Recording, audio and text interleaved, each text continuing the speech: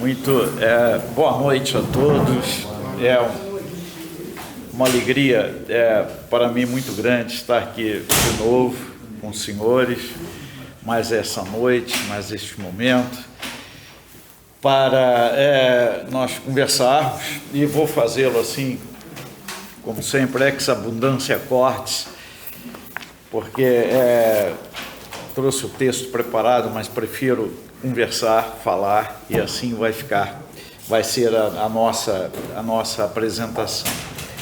Então, agradecer ao senhor presidente, agradecer o convite do Rodrigo e dos senhores, né, por estar aqui, poder estar aqui, né, grandes amigos, nessa casa do Joaquim Ribeiro de Oliveira, que, né, é sempre um prazer imenso, né, recordar a memória dele e de todo o legado dele na nossa Juiz de Fora, não é? Então, o tema que eu escolhi para hoje, que é proposto, né, é um tema, digamos, tema de contrafação, quer dizer, controverso, né, dentro da própria estrutura temporal onde ele aconteceu. Eu dei o título de Gnose e Fé do Cristianismo Primitivo. O cristianismo primitivo conviveu com esse movimento, com essa realidade durante 7 séculos, e vou aqui situar, digamos assim, o seu apogeu, o apogeu dessa convivência. Vamos lá com alguns autores que são, digamos assim, conhecidamente, historicamente, né, se posicionaram e que nós conhecemos, né? O primeiro autor é o autor do 4º Evangelho, chamado João, né, que assim a tradição diz assim, né, o chama de João. O segundo é Irineu, né? Irineu foi discípulo de Policarpo, Policarpo foi discípulo de João, e o contexto é aquele da Ásia Menor, né, que hoje é Turquia, Esmirna, 60 quilômetros quadrados ali, né, Éfeso, Pérgamo, Esmirna, onde, digamos, né, tudo isso aconteceu e se deu, né. Discute-se se o 4º Evangelho é palestinense ou, enfim, tem essa influência gnóstica mais ou menos forte, mas de qualquer forma, né, eu vou tentar mostrar que, fundado em autores, né, em grandes autores como Schmackenburg, Braun, né, Kuhlmann, né, são os grandes intérpretes, exegetas e teólogos, né, que se colocam a partir, né, do 4º Evangelho, como isto realmente se deu, tá certo, gente? Então, primeiramente eu gostaria, então, de fazer aqui uma espécie de fenomenologia da gnose ou do gnosticismo, né, mostrando que o gnosticismo ou a gnose, ela como movimento e como filosofia, ela existe muito antes do cristianismo, e é uma mescla, uma amálgama, né, de ideias que vem da Babilônia, que vem da Pérsia, que vem da Índia, depois na Grécia, e que esse sincretismo, esse amálgama, essa realidade assim sincrética, ela vem e encontra no cristianismo um espaço, né? Um espaço, se mistura um pouco com o cristianismo através de partidos, e aí nós vamos ver discípulos gnósticos, né, que vão naturalmente querer e desenvolver uma espécie de chamado cristianismo gnóstico. E contra esse cristianismo gnóstico surge então, digamos, né, uma corrente ou correntes, né, que dentro do próprio cristianismo que vão lutar, brigar, etc., e se colocar, né, o que está em jogo como tese, não é a própria estrutura do gnosticismo e a própria estrutura do cristianismo, não é? Então é isso que está em jogo, não é? Então, que estrutura é essa da gnose e que estrutura é essa do cristianismo, para a gente entender, né, qual é o motivo e a causa dessa controvérsia tão grande, tá certo? Então, A palavra gnose, ela vem do grego, né? Gnosko, eu conheço, gnosken, verbo conhecer, né? E que se trata sempre, digamos assim, em todo movimento, desde essa época até o século VII, e depois, né, na Idade Média, e depois, na Idade Moderna e até hoje, né, como um conhecimento, mas não um conhecimento qualquer, né? Trata-se de um conhecimento absoluto com caráter soteriológico, de caráter salvífico. Quer dizer, a salvação vem do conhecimento, a salvação vem pelo conhecimento. E um conhecimento que vale por si mesmo, que tem um valor intrínseco a si mesmo, né, dentro dele, independentemente de toda a realidade. Quer dizer, veja, a preocupação da gnose histórica, né, como começou isso, né, veja, o motivo é bastante interessante, porque a primeira pergunta que o gnóstico faz, e que se fazia, era a pergunta sobre a existência do mal, né? Unde malum et quare, como os latinos perguntavam, de onde vem o mal e por quê? Essa é a questão, né? Então, é uma questão que se coloca, é uma questão que se faz, por que o mal, né? E, para explicar, naturalmente, ele vinha com uma série de conotações narrativas, outras reflexões, né? Algumas narrativas, outras reflexões, digamos, a partir de princípios tirados, extraídos de narrativas. Isso é próprio da filosofia, né? Isso aconteceu na Grécia Antiga, né? Enfim, foi assim que a filosofia nasceu, com um processo de desmitologização, né? De transformar narrativa em princípio universal, a partir do qual, ou dos quais, né, vai se estabelecer uma reflexão, um processo reflexivo. Quer dizer, e aí vem, digamos, toda a questão do chamado logos, que é fundamentalmente, na filosofia, argumentativo, não é irênico, não é narrativo, não logos na filosofia, ou da filosofia, é fundamentalmente argumentação. Quer dizer, e argumentação é confronto, e confronto é dilema, e dilema é briga. Então isso está dentro. Quer dizer, a própria estrutura, né, da gnose, quando ele impacta o cristianismo, e por sua vez o cristianismo encontra, né, essa estrutura reflexiva, tanto da gnose quanto do cristianismo, elas se confrontam. É natural, né, que haja esse confronto pelos dois lados, né? A filosofia, ela, de certa forma, ela vai constituir o próprio cristianismo, né? Que o cristianismo é esse amálgama de Jerusalém e Atenas, né? É aquele movimento de Jesus, claro, mas naquele movimento de Jesus primitivo, né?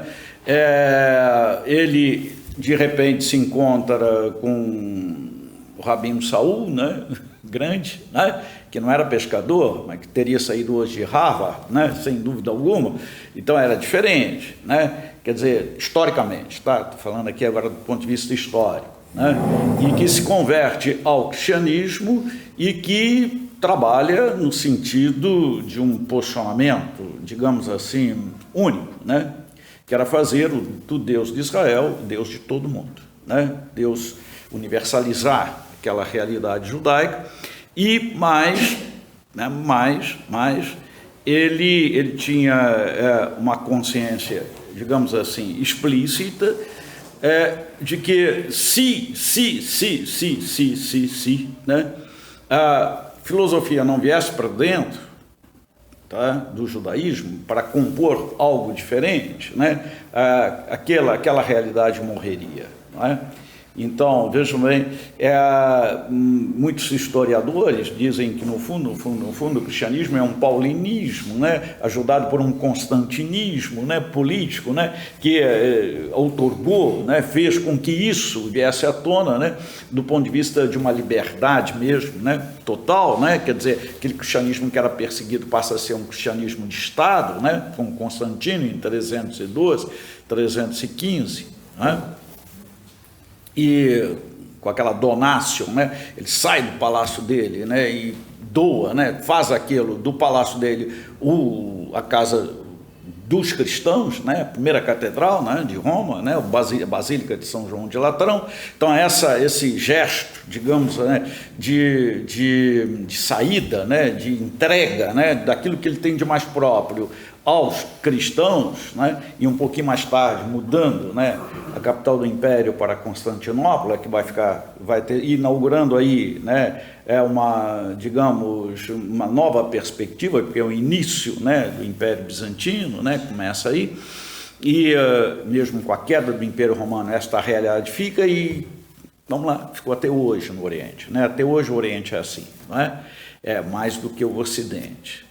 Bom, não tiveram uma modernidade, né? Pelo menos de uma maneira tão forte quanto nós tivemos no Ocidente. Mas o que eu queria aqui mostrar é que essa realidade é uma realidade de impacto, né? O impacto do cristianismo com a gnose nesse tempo, né?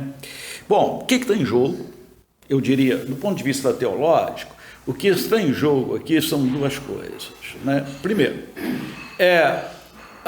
do ponto de vista da gnose, é a total abstração, a total espiritualização, a total saída, né, desta realidade, porque se essa realidade é a realidade do mal, ela só pode ser má, claro, e Deus não pode ter nada, absolutamente nada com isso, tá? Então, vai se criar, digamos assim, ou eles vão bolar, inventar, entender, né, dentro das suas, dessa, digamos, né, desse amálgama, desse sincretismo e desta perspectiva, né, toda eu diria, uma Weltanschauung, uma visão de mundo, né, uma visão de vida, uma visão de ser, uma visão de Deus, claro, que não adere absolutamente a esta realidade, não é? Ok? E o gnóstico, naturalmente, é aquele que, aceitando isso, ou entrando nesta outra realidade, se sente também indiferente a esta, que é a que nós conhecemos. E o cristianismo vai numa outra estrada. Não, isto aqui foi querido por Deus, isto foi amado por Deus, Deus tanto quis, né, que veio ao mundo, né, que quis se entregar a este mundo, esta carne que nós temos, que a nossa carne, ela existe em Deus e esta é a nossa dignidade. Então, o que está em jogo é um problema só, quer dizer, vamos lá, no fundo, o milagre e o problema do milagre, ou o grande milagre do cristianismo, que é o milagre da encarnação. Cur Deus homem, porque Deus se fez homem. Tá certo, gente? Então é isso aí. Então, se o cristianismo é a religião do Deus que se faz carne, que se encarnou e que assumiu a nossa carne, né? Ok? E que existe na nossa carne em Cristo, né? Então, veja bem, né? E isso aqui só pode ser bom, não pode ser mal. Entende? O mal vai ser diferente. Então, vejam bem, essa é, digamos assim, a grande tese. Vamos lá. A gnose na época de João, ela tinha o nome de docetismo. Vamos lá. Eram dois grandes representantes, Cerinto e Basilides. E João, quer dizer, o quarto evangelista, escreve o quarto evangelho contra Basilides e Cerinto. E é isso que eu quero aqui mostrar a vocês, como o quarto evangelista é intrinsecamente penetrado, esse cara aqui é genial, desta realidade, para, dentro da estrutura do próprio evangelho, mostrar e perpassar esta força, digamos assim, de integração entre Deus e o mundo e Deus, né? Na pessoa do próprio Deus que vem e se encarna. Tá claro, gente? Isso aqui até aqui? Então é aqui que nós vamos começar, não é? Quer dizer, A tese da gnose é a tese da desencarnação, do Deus desencarnado, e que não pode, absolutamente, não tem nada a ver com o mundo e que não pode entrar. A tese de João é de que tudo ocorre aqui, tudo absolutamente. Quer dizer, é por isso, né? É por causa desse mundo que Deus, naturalmente, veio para, naturalmente, não só resgatá-lo, salvá-lo, nos salvar, mas é isso mesmo, né? Bom, é claro que eu não sou exegeta, eu sou teólogo, mas não sou exegeta, e vejam, a questão do quarto evangelho, ele pode perpassar, digamos assim, por muitas perspectivas. Isso não é a única perspectiva, é claro. Mas eu diria que essa intuição, né, do autor, que é uma intuição, digamos, antignóstica, né, no sentido estrito da palavra, eu diria, é, sem dúvida alguma, sem dúvida, o seu traço fundamental. Tá? Então, o quarto evangelho, o evangelho de João, é diferente dos 3 outros evangelhos, Marcos, Mateus e Lucas, que são chamados sinóticos, tá? E ele tem uma estrutura própria. Tá? Ele tem uma estrutura que começa com um prólogo, e o prólogo, nós sabemos o que é, qualquer prólogo, né? Quer dizer, o prólogo, ele é um ensaio, é uma antífona, né? Antes da salmódia, né? Onde digamos, de uma maneira concisa, precisa, né? Toda a problemática que vai naturalmente ser desenvolvida ao longo do escrito está ali condensada, né?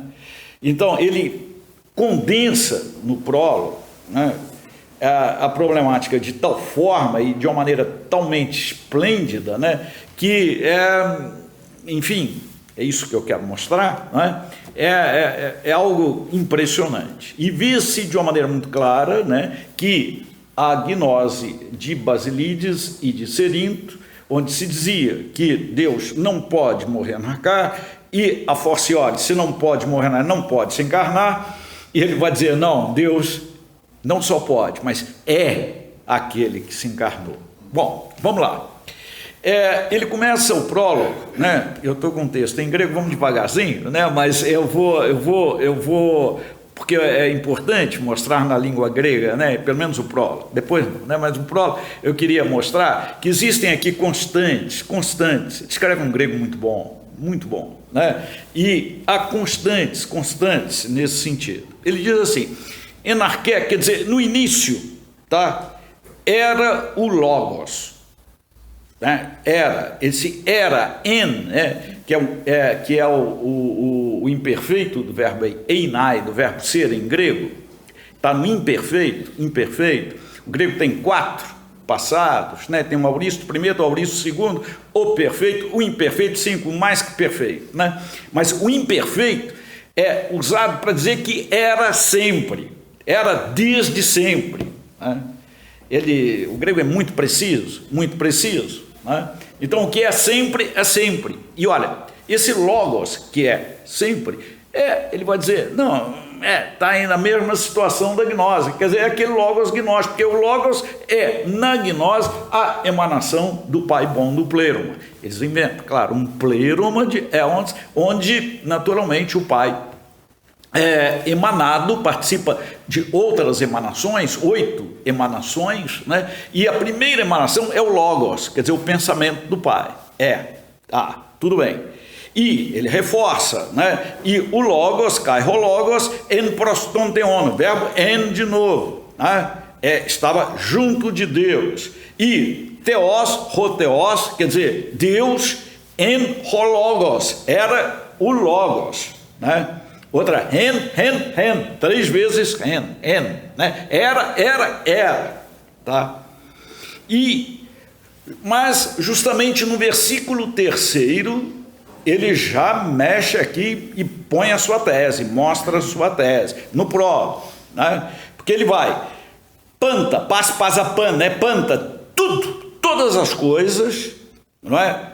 Que foram feitas, né? Ou foram dia auto quer dizer através do Logos. Quer dizer, tudo que foi criado através do Logos. Já mostra isso. Gênesis 1, a palavra criadora de Deus. Deus fala e as coisas são criadas. E é através da palavra, que é o Logos, Deus faz. Aqui, então, o Logos já está na estrutura da própria criação, e essa é a tese que ele coloca já no 3º versículo, né? Contra, naturalmente, Basílides e Cerinto, né? E mostra mais que tudo absolutamente, ele vem com particípio, né? Particípio, egêneto, quer dizer, foi feito, egêneto, aconteceu, fui tomo, né? Aconteceu, esse particípio passado, esse egêneto, ele é pá, e depois, no versículo, sarx egêneto, quer dizer, aquilo que aconteceu na carne, versículo 14, foi feito na carne, ele se fez carne, virou homem, né? Isso é teatro de João, ele é dramático, né? Ele é um dramaturgo, né? Todo mundo aqui tem nome, todo mundo, não tem um aqui que não tenha nome, não é? É um teólogo, digamos, de mão cheia, perfeito, sob todos os aspectos, né? Então, vejam bem, e ele vem assim, mostrando, né, que as coisas acontecem. E tudo que se nos acontece, tudo que acontece no mundo, não só é obra de Deus, mas foi através de Deus que foi feito. Até chegar o versículo 14, né, dizendo que Kai Hologos Sarxegêneto, volta, né, ele se fez carne e armou tenda, acampou entre nós, está acampado aqui conosco. Né? Essa é a grande história do prólogo. Bom, esse prólogo que mostra isso, né, que é essa tese do prólogo, né, ele vem se desenvolvendo ao longo do Evangelho inteiro. Quer dizer, em atitudes, em falas, em conversas, em parábolas de Jesus, mas, sobretudo, eu queria deixar assim bem claro, mostrar que a estrutura do Evangelho é toda, absolutamente toda, voltada para demonstrar esta integração de Deus na carne e de Deus no mundo. Ok, gente? Então, no primeiro capítulo aparece, já apareceu lá, né? O João Batista, Gênetos Anthropos, e logo no que apareceu o homem, aconteceu um homem, ele aparece, e depois aqui no primeiro capítulo ele vem dar testemunho. E quando ele é perguntado sobre testemunho, ele diz, eu não, e 3 vezes, eu não. Em outras palavras, eu não sou aquele que deve vir. Isso é muito claro. Eu não sou eu. Ele sim, ele é, eu não. É assim que funciona. Isso vai ser, tá? Por quê? Porque quando ele diz eu não sou, ele se coloca naturalmente em contradição em contradição com relação àquele que é. E o eu sou de Jesus vai ser uma constante no Evangelho inteiro. Vejam bem, no capítulo 2 tem-se início digamos assim, uma série de sinais que, de certa forma, né, são correspondentes, não paralelos, mas correspondentes ao que os sinóticos chamam de milagres. Tanto é que os grandes intérpretes, tratam esse livro chamado, né, o capítulo 2 em diante, até o capítulo 11, né, de livro dos sinais. Livro dos sinais. O que é isso? João vai chamar o que os sinóticos chamam de milagres, né, que é dynamis em grego, dynameis, né, que é portento. João vai chamar de semeia em grego, semeion, sinal, tá? E a palavra é essa mesmo. E é só assim, sinal. São 7. E nós sabemos, né, o que é o 7, né, dentro de uma simbologia na Bíblia inteira, quer dizer, o símbolo de perfeição. E João utiliza, o autor utiliza. Não é? Ele no primeiro sinal, né, que vão ser as bodas de Caná, Jesus está ali diante de 6 talhas, né, de água que estavam ali, eram colocadas ali para a purificação dos judeus. Olha, economia antiga. E eram 6, pode ser 7, claro. Não é? Ok.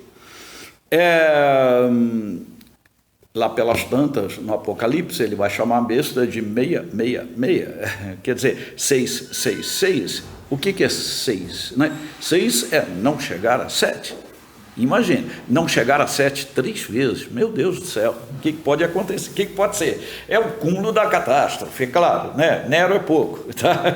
Para se entender. Né? Você tenta uma vez, tenta outra vez, não dá. É esforço, né? Para nada, absolutamente nada. Não é? 3 vezes 6, tem que ser a besta do Apocalipse, não pode ser outra coisa. Quer dizer, ok. Não é? Então, 7, aqui agora, são 7 sinais. 7 sinais. Né? Então, esses sinais, o que quer dizer isso? Vejam bem, um sinal, ele não tem existência própria. Tá? O sinal não tem, né? Não vale por si mesmo. Tá? Então, ele existe em função de algo, sempre. Né? Onde a fumaça, há fogo, né? Amazônia aí. Né? Onde a água, a vida, quer dizer, água é sinal de vida, fumaça é sinal de fogo, ou o sinal pode ser meramente convencional, diante do vermelho, nós paramos, diante do verde, mas se convencionou, né? Mas é para parar, não é? É para andar, é para continuar, é assim que funciona, não é? Quer dizer, ele me leva automaticamente a outra coisa. Então, os 7 sinais que existem aqui, eles são, logo depois, explicados pelo próprio autor. Ou melhor, aconteceu, mas é para isso. Tá? O primeiro sinal, vou só comentar alguns, e, sobretudo, né, os sinais que têm a explicação eu sou, logo depois, ego eimi. Tá? Então, ego e mi, eu sou, depois vem ego e mi, eu sou. É isso que, porque João dizia, eu não sou. E Jesus vai dizer, eu sou. O autor diz, eu sou. Então, vamos lá. Primeiro são as bodas de Caná, né? Houve Páscoa, né? Em Caná da Galileia, quer dizer, transformou, né? Mudança, né? Da água em vinho, claro. Não vinho qualquer. Aquela água que estava lá, naquelas 6 talhas, nas 6 talhas que existiam lá para a purificação dos judeus, economia antiga, vai ser transformado no melhor dos vinhos, que é o símbolo em Amós de abundância messiânica, ok? Da alegria, da vida, ok, o casamento, né? Então, veja, é isso que aconteceu. Mas Jesus ali, ele é levado àquela circunstância por conta da mãe, que, olha, eles não têm vinho. E aí ele fala uma coisa muito interessante, que está intrinsecamente ligada ao que nós estamos falando. Mulher, a minha hora ainda não chegou. Tá? Minha hora ainda não chegou. Essa hora do primeiro milagre, ou do primeiro sinal, vamos chamar assim, do primeiro sinal, ok? Ela se compõe com a hora, porque lá vai ser pai, não é a mulher, não é a mãe, mas é pai, é chegada a hora, glorifica o teu filho, na oração sacerdotal. Lá na frente, né, no capítulo 17, 18, né, que vai ser. É a grande oração sacerdotal de Jesus, né? A oração de Jesus antes da morte. Então, Pai, a hora é chegada. Que hora é essa? Glorifica o teu filho. Então, qual é a glorificação? A glorificação é a hora da morte. Então, ele mostra aos gnósticos que Deus morre. Entende? Que Deus morre. Quer dizer, a glória de Deus é justamente morrer na carne. Essa é a glória de Deus. né? É assumir essa carne. Morrer para quê? Aquilo que os alemães falam, Fleisch annehmen, né? Assumiu a carne, ele entrou na carne. Essa, como vai dizer Irineu, é a dignidade do ser humano, é toda a dignidade nossa. Sem isso não existiria nada, não precisava nada. Então, para quem crê, naturalmente, isso é um fator extraordinário, né? Vamos lá.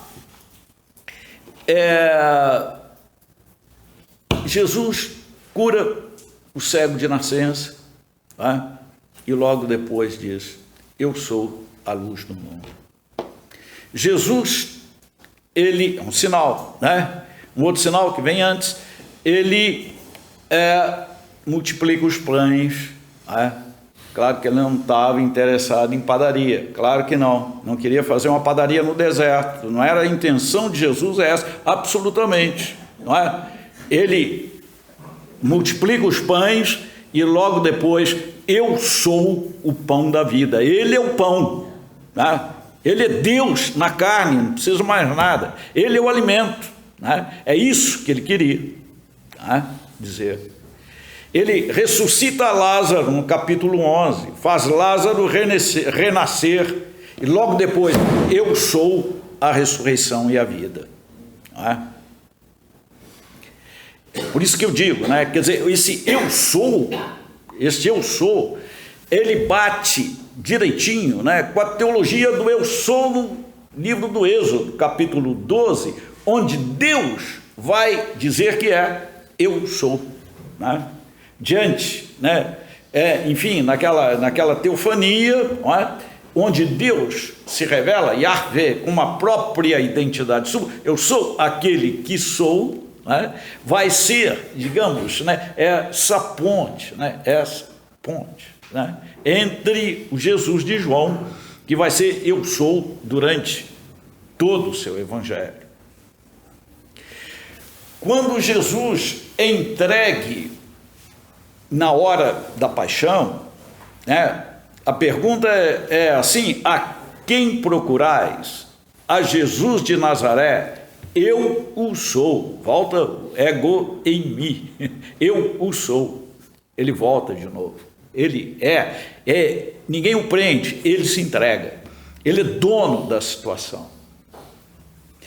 No processo que ele sofre, é interessante notar, né, o posicionamento de Pilatos, né? Depois vocês leem, né, e vocês vão ver um entra e sai desgraçado ali de Pilatos. Ele entra e sai, ele entra e sai, ele entra e sai, ou melhor, ele entra 3 vezes e sai 3 vezes, e está escrito que ele entra, Pilatos entra, Pilatos sai, Pilatos sai, Pilatos sai, Pilatos sai, e no meio certinho do entra e sai de Pilatos, o que ocorre? Ecce homo, eis o homem, quer dizer, ele apresenta aquele, né, que é o Deus feito carne, a todo mundo, mostrando, né, no ápice do escárnio, né, claro, porque ele está ali, né, completamente desfigurado, né, qual é a sua obra, quer dizer, que obra é essa, o que aconteceu, o que é isso, né? Quer dizer, se existe, digamos assim, um processo de encarnação de um Deus, este aí não pode ser maior, absolutamente maior. E contra esse processo é justamente o processo inverso da gnose, porque gnose, sim, é um mecanismo de projeção em algo, digamos assim, extremamente grande, uma grandeza que é infinita, né? O homem se torna Deus, é o Deus homem, né? Aquela cabeça que só, né, igual a ela, só ela, e é Deus, é o homem querendo ser Deus, né? E agora é Deus mostrando ali a todo mundo, né, todos que estão ali no processo, e é uma maneira de demonstrar que o Deus desceu a esse ponto, né, que Deus se fez carne a esse ponto, né, quer dizer, ao ponto do escárnio, né, e desse escárnio. Quer dizer, veja, isso, né, é muito forte, é extremamente forte. Ele, durante a paixão toda, ele absolutamente, não só dono da situação, mas ele enfrenta absolutamente tudo só. É o único evangelho onde o Simão Sirineu não existe. Não existe Sirineu, não existe ajudante, existem sim as mulheres, claro, né? E depois, quando aparece, aí é outra história, né? Onde vai mostrar, né? A Tomé, o cravo, o lugar dos cravos, etc. Isso é a consecução disso, né? Dessa presença, né? Né? Quer dizer, a sua realidade é presença, né? A sua realidade ôntica se faz, quer dizer, a sua natureza se faz presente, né? É isso, né? Quer dizer, a presença é a própria natureza de um Deus entre nós. Claro, é isso que ele quer mostrar e demonstrar, mais do que mostrar, né? Ele é dono da situação. Ele morre na hora que ele quer, ninguém o mata, vejam depois, não é? Ele inclina a cabeça e entrega o espírito na hora da morte, é? Quer dizer, ele é dono da situação até na hora da morte, né? Ninguém o mata, ele morre na hora que ele quer, ele é o Senhor absoluto de tudo. Veja, é uma força extremamente grande. E esta é a proposta, né? João é extremamente forte, porque ele vai dizer, bom, isso é a fé cristã, entende? Quem não crê já está condenado, ele pega pesado, né? Então, eu acredito nisso, então não dá, né? Ok, ele pega pesado com relação a isso. Mas talvez seja, eu diria, essa força enorme de integração que o quarto evangelho nos mostra, né? Demonstra através, como eu falei, da estrutura dele todo, né? Quer dizer, desde o início no prólogo, depois no testemunho de João, dizendo que ele não é, depois no testemunho de Jesus, dizendo que é através do eu sou, essa quantidade de eu sous, né? Que existe no evangelho, num drama, digamos assim, estupendo, onde os nomes próprios, né, digamos, é o evangelho dos nomes próprios, né, ok, todo mundo aqui tem nome, né, é um atrás do outro, é Filipe, é Natanael, é Barnabé, então todo mundo aqui tem nome, né. Teatro é isso, o drama é esse, né, tem que ter nome, né. A mulher que unge é Maria, não é mulher, é Maria, né, e que unge depois que ele entra em Jerusalém, não antes da entrada, né, porque ele é o rei, né, enfim. E depois aparece as mulheres, aparece a Maria, aparece a Tomé, não é? Então, e mostra, né, o lugar dos cravos, mostra o lugar, quer dizer, é isso, não é? Essa eu diria, enfim, preocupação única, né, em mostrar não só, né, esta realidade da encarnação, mas o valor, né, desse milagre, né, da encarnação, que depois vai se atualizar na ressurreição, mas que é, digamos assim, o milagre central do cristianismo, diante do qual todos os milagres são pequenos, né, e talvez por isso, né, não sei a intenção dele, né, se referir aos milagres como sinais, né, como meros sinais, né, de um milagre que é, digamos assim, né, milagre central da fé cristã. Bom, e João é isso, e aí esse posicionamento contra os docetas, eu diria, ele vai se atualizar depois num posicionamento, eu diria, maior com relação a uma outra corrente, que é a corrente chamada na gnose de valentiniana, os valentinianos, né? Aí já mais tarde, né? O Valentino é quem naturalmente melhor e de uma maneira maior sistematiza a gnose. É onde a gnose se encontra, digamos assim, sistematizada ao seu nível máximo, né? Tá? E ele, então, nós encontramos a doutrina de Valentino no próprio Irineu, né, no Adversus Hereses, contra as heresias de Irineu, Irineu é considerado o pai da teologia cristã, né? O primeiro grande teólogo, e é o teólogo da encarnação, na mesma linha de João, não é? E aí, então, o que nós vemos, quer dizer, vejam, o que Valentino preconiza, o que Valentino faz, o que Valentino quer. Ele tem uma explicação, uma narrativa, tá? É um mito, né, que ele conta, que é onde vão existir dois mundos, né? O mundo do cosmos, essa ordem que nós vivemos, que é a ordem do mal, que é a ordem de toda desgraça, que é a ordem das dificuldades, que é a ordem da doença, que é a ordem que nós conhecemos. E existe um mundo do pleroma, que ele chama do pleroma, onde existe um pai bom do pleroma com as suas emanações, tá? Então, dois mundos completamente à parte. No mundo do pleroma, o pai bom do pleroma, assim ele chama, não é? Ele se participa, ele se comunica, ele emana o seu ser em outros éons, e aí aiones, né? Que são oito. Não adianta aqui dar nomes, etc. Interessa-nos aqui o último éon, que se chama Sofia, sabedoria. Porque é no drama da Sofia que toda a gnose vai ser explicada. Essa Sofia, para Valentino, ela sofre uma queda no cosmos.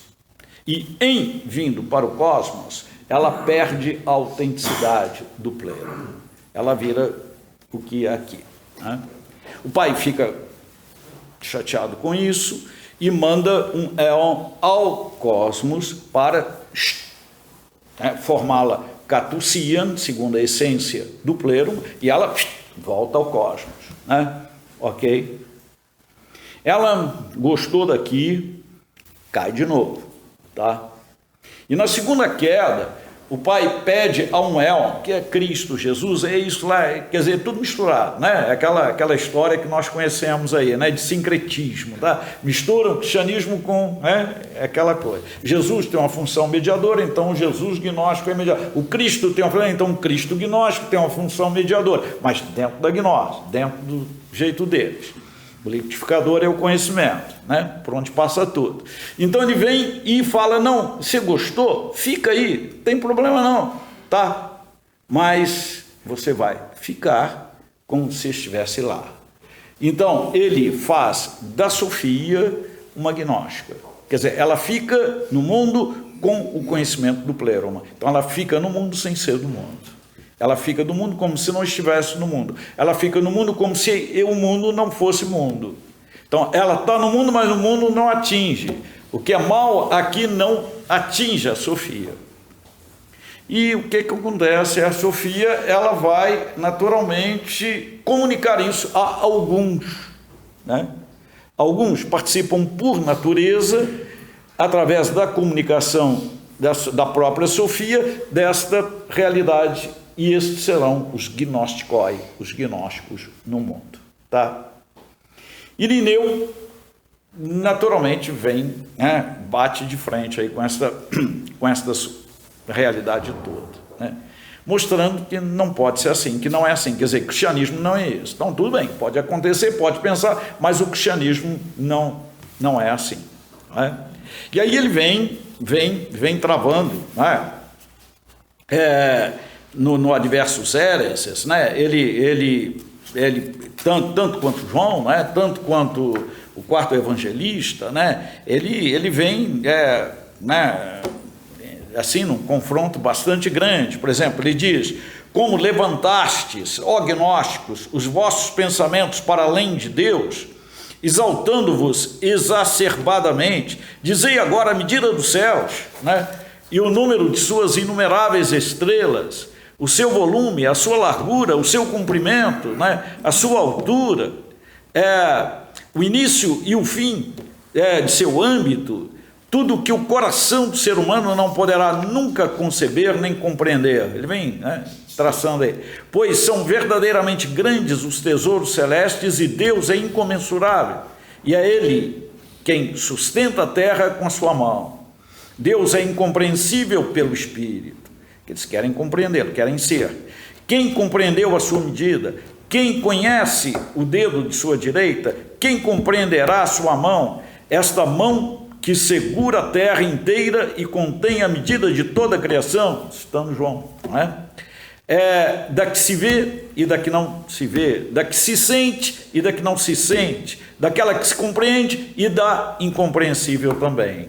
Assim, pois, para além de tudo, principado e potestade, toda criatura tem o seu início em Deus. Vai mostrar que é uma realidade só. É a força da integração. Quer dizer, não existe um dualismo, porque todo dualismo é monismo, claro. Se um não conversa com o outro, é porque é um só, não é? Ok? Se um não aceita o outro, é porque é o outro, não tem lugar, claro, não é? Então, ou Deus ou o mundo. Deus e o mundo, por que não? Ou o mundo ou Deus. Não, mundo e Deus, por que não? Então, essa é a preocupação de Irineu. E eis que homens confingunt, imaginam, em latim confingere, para além dele um outro pleroma de éons, de aiones e um outro pai. E aí vem mostrando o que é este mecanismo de projeção. Ele trata a gnose como mecanismo de projeção e que o cristianismo, tudo bem, entende? Posso aceitar que alguém se projete em algo muito grande, mas projetar-se numa cruz é difícil entender. E ele vai dizer, mas isso é o cristianismo. Isso é o que o cristianismo é. O nosso Deus é aquele que se projetou na cruz. Esse é o nosso Deus. Então, vejam bem, Irineu não reflete, partindo de caminhos subjetivos, mas ele sempre, assim, de uma maneira objetiva, partindo da criação e da palavra de Deus. É sempre assim. Se os gnósticos tivessem permanecido em um terreno sólido, numa realidade, quer dizer, pisado no chão, isso não teria acontecido. Quer dizer, apesar, claro, do mal, apesar das dificuldades que o mal, digamos, se nos impõe, há como entender isso de uma outra maneira, mostrando que Deus é maior. E ele a assumiu. Quer dizer, veja, não há uma realidade, ou realidade alguma que não tenha sido, antes de ser vivida pelo homem, por cada um de nós, não tenha sido também vivida por um Deus, ou por Deus, no caso, o Cristo. Então, ele vai dizer, o verdadeiro Deus não é transcendente sem imanência, ok? Nem imanente sem transcendência. Claro que a imanência de Deus é a presença, ok? A imanência, a forma da imanência de Deus é a sua presença entre nós. E aqui dá para a gente entender um pouquinho, ou um pouco, ou bastante, o que nós, naturalmente, podemos chamar de Deus. Deus, sem dúvida, é dentro dessa perspectiva, uma relação de identidade, claro, uma relação de alteridade, claro, e uma relação de amor ao mesmo tempo. Então, entender a vida como relação, entender a Deus como relação, entender a pessoa de Deus, porque pessoa é isso, Eu, às vezes, fico um pouco preocupado, com o mundo de hoje, com certas... É claro que a perspectiva da encarnação, ela tem uma repercussão no mundo animal, ela tem uma repercussão no mundo mineral, ela tem uma repercussão... Claro que Deus quis resgatar tudo isso, mas, às vezes, certas perguntas... Eu estava vendo há pouco tempo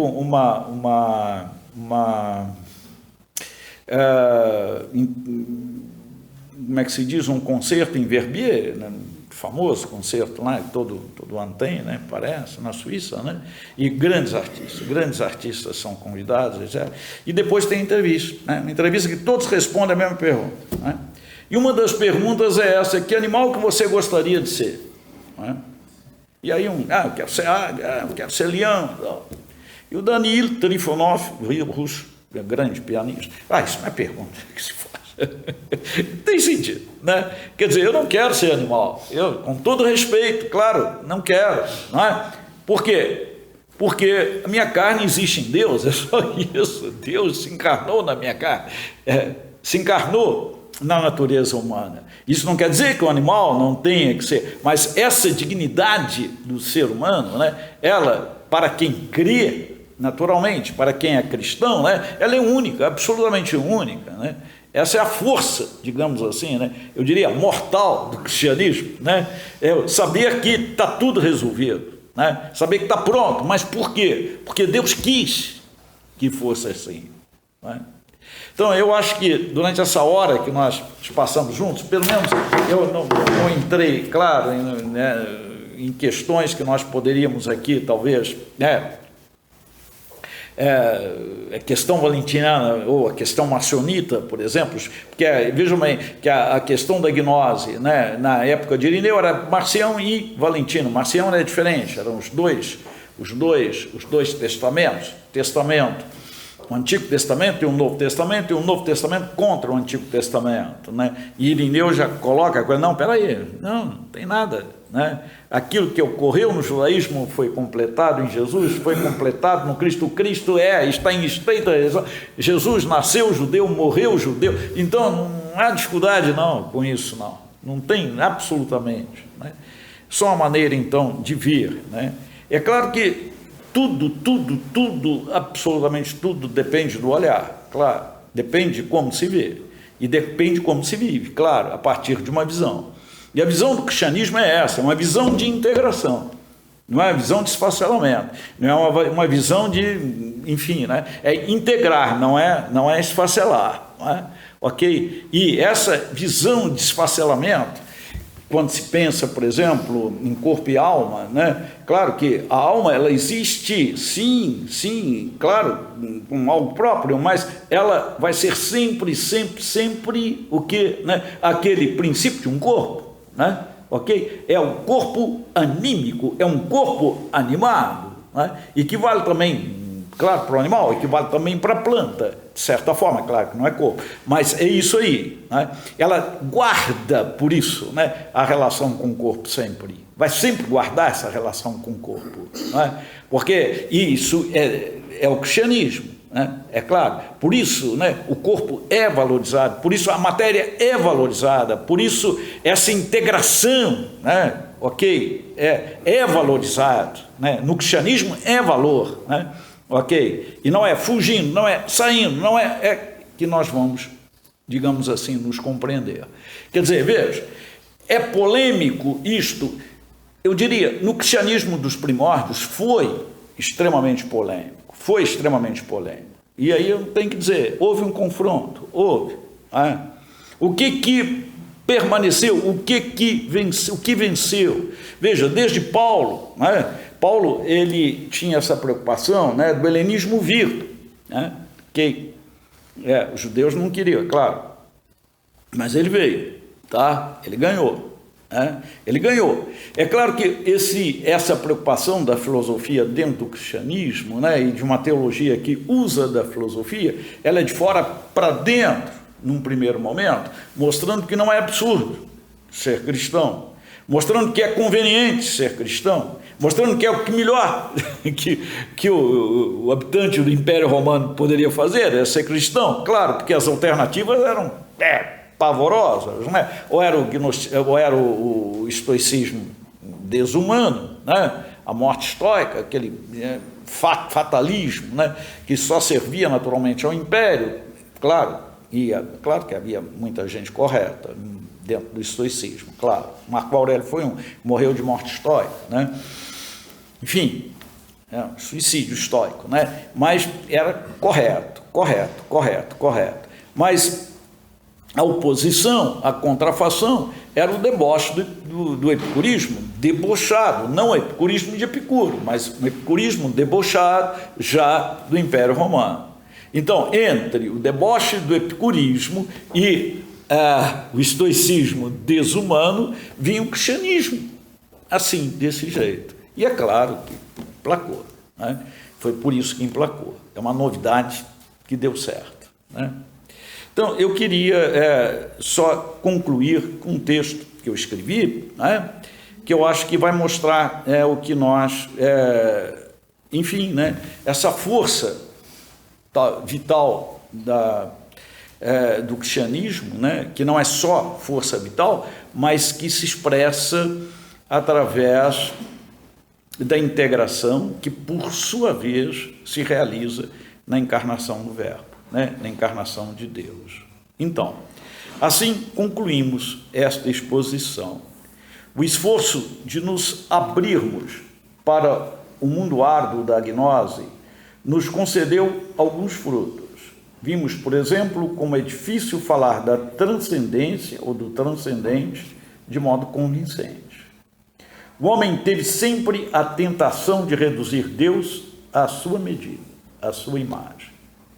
Num livro intitulado Paradoxos, Henri de Lubac, grande historiador, né, do cristianismo, nos mostra como o homem tem horror do paradoxo. Mas precisamente nisto consiste o cristianismo, a religião do Logos feito carne. João 1,14. Kairologos sarx egênio. Da transcendência imanente ou presente e da presença transcendente ao mesmo tempo, um e outro. E por quê? Por amor, porque o cristianismo é a religião do amor. E se o amor é sempre paradoxal, o amor impossível de Deus, né, Lucas 1,37, o é ainda mais. Eis a razão pela qual o homem teme tanto o paradoxo cristão. Se ele deseja ardentemente ser amado, raramente ele se entrega ao amor. Então, como ouvintes da palavra de Deus, penso eu, todos nós somos, né, seremos constantemente chamados a viver plenamente este paradoxo. Por uma razão ou por outra, podemos ser, talvez um dia, tentados a decidir por um dos termos, ou por Deus contra o homem. Existem muitas formas, né, que nos levam a essa realidade, a gnose era um pouco assim, ou pelo homem contra Deus, o que parece ser ainda mais fácil, mais contemporâneo, mais atual. Se a estrutura, né, desta explicação, desta conotação de João e de Irineu ficarem gravadas na mente, na nossa mente, nesta hora difícil de decisão por um dos termos do paradoxo, poderemos recordar que a verdade, no sentido de João e de Irineu, não é nem um homem sem Deus, nem Deus contra o homem, mas está, nas palavras de Irineu, no Filho de Deus que se fez homem, para que o homem pudesse se tornar filho de Deus. Isso aí, gente. Obrigado.